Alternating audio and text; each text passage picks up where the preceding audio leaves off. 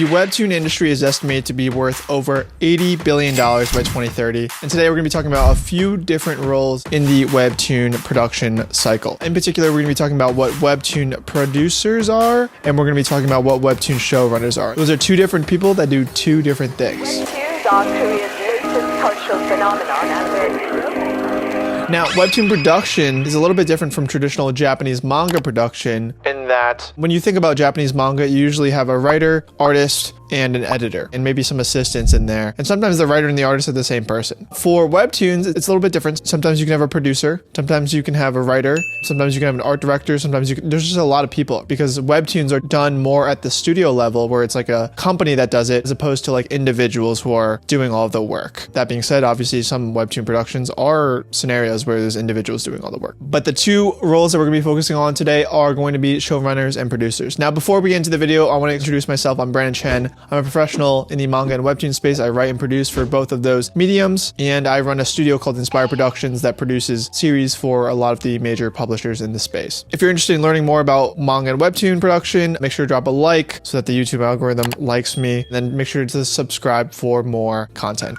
Now, what is a Webtoon producer? It's pretty interesting because in the manga space, you don't have as many producers because usually the creator is also the producer. They're creating the idea, they're shopping it out there, they're working with the editors, and they're making it happen. But when you get into film, television, and also Webtoons, you start getting these kind of like producer roles. Now, a producer doesn't even have to be a creative. It can literally just be a person that is interested in making a series or a Webtoon serialization happen. And that's exactly what it is in film and TV, right? It's the same thing. And it could happen in manga, but it's a lot less common. I'll give you a good example. You might have a producer on property that's like Spider-Man, the manga, because you have Marvel as a producer, but the creative team might be not that producer, right? They might be a writer and an artist that are working completely separate of who the actual producer was. In that case, the manga serialization actually has a producer, but it's not very common because most manga are original IP. So what's a Webtoon producer? It might be a certain scenario where, for example, Webtoon as a company came to me and they're like, hey, we want a series that's Jujutsu Kaisen-esque, paranormal, and it's shonen, right? They might say this. And they're like, hey, Brandon, we even need you to write it. You just have to produce it, right? So for that scenario, Webtoon comes to me and they're like, okay, Brandon, be the producer. I might go out, I might find a writer that can do it. I might find an artist that can do it. I might staff the entire team so they can do it. And then I will make it happen. I'll put all those pieces together and we'll make the production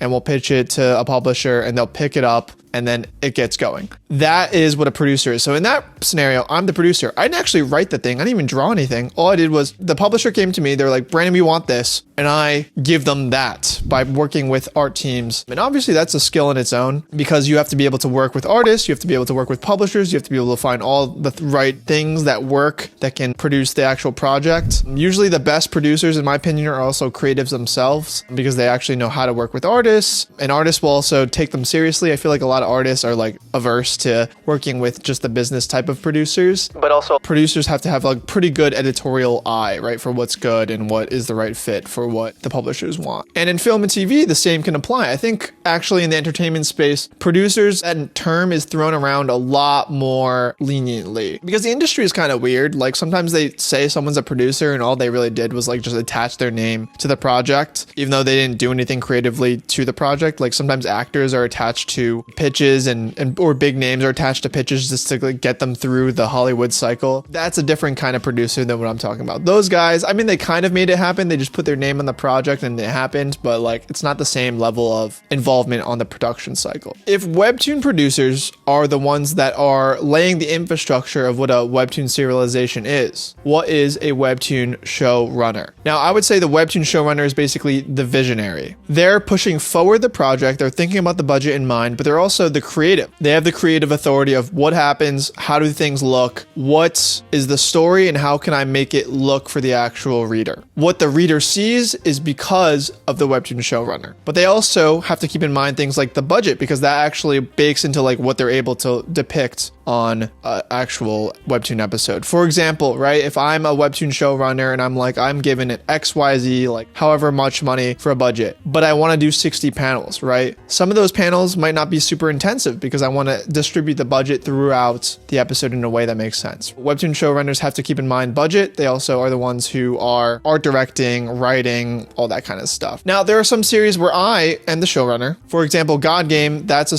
series where I'm the sole showrunner of that series.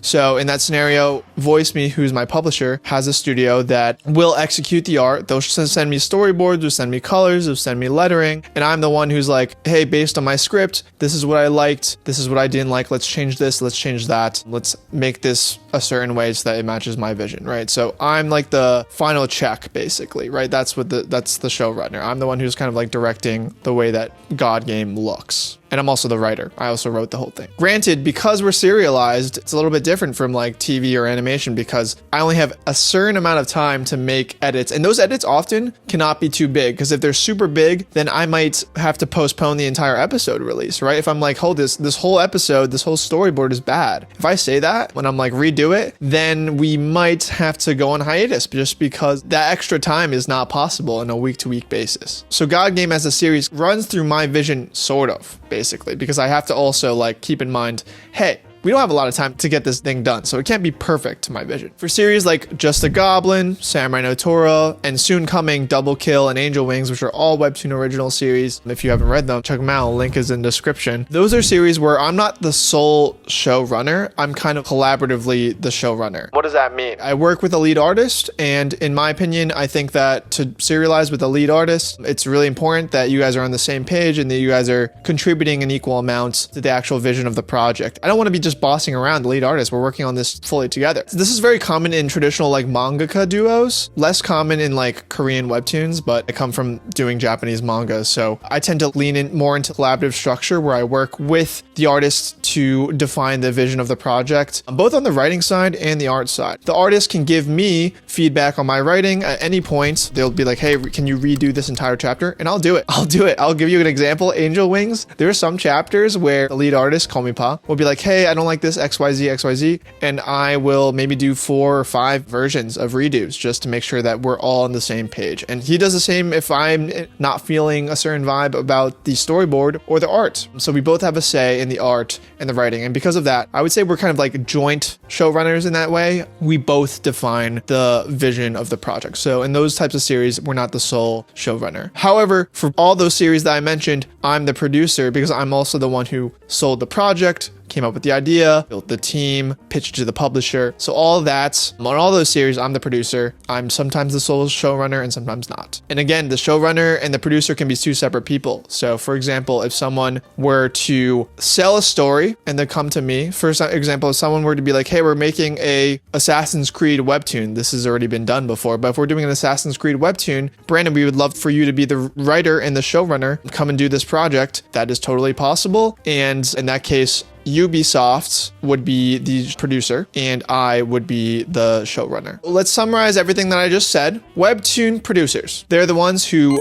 put the teams together and they're the ones who make the project happen from a production standpoint. They do not need to be creatives to do this. Though I will say, if you are creative, you tend to do this job a little bit better. Webtoon showrunners, they're the creative visionaries of the project. They're spearheading the actual production side. So the producer puts together the team, the Webtoon showrunner takes the team and makes the project what you see. Again, they can be the same person. For example, me, I sell the project and I build the teams. So I'm a Webtoon producer. I'm also the one who spearheads the project and the creative vision. So I'm also a Webtoon showrunner, but they can also be separate. Another example of a series where they're separate, God Game, I'm the Webtoon showrunner. However, Voice Me is the producer, Webtoon producer of that series. Hopefully this was useful, guys, for understanding a little bit of the production side of Webtoons. If this was useful, make sure to comment and let me know that you made it through to the end of the video. Should we make up like a secret word? Why don't we say starfish? Comment starfish. Also, if you haven't joined our Patreon, it's free to join our Patreon, by the way. There's a lot of educational content that's going to be on there for the paid users, but also allow for people who ask questions on Patreon to be prioritized in my weekly Q&A podcast. Thanks again for watching. Subscribe, and I'll catch you guys on next week's educational podcast. Peace.